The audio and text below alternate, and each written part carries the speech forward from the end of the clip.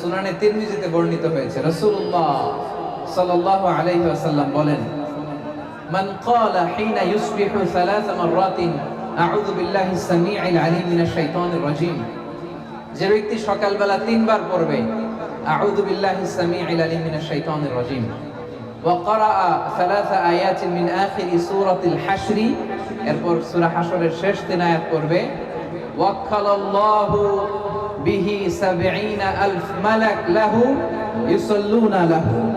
আল্লাহু আকবার। আল্লাহ তাআলা ওই ব্যক্তির জন্য ৭০,০০০ ফেরেশতা নিয়োগ করবে, যারা এই ব্যক্তির জন্য হাত্তা ইউমসিয়া, সন্ধ্যা পর্যন্ত দোয়া করতে থাকে।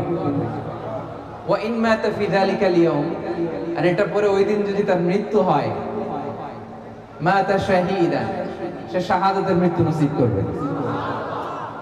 ওয়া ইন ক্বারাআহা হিনা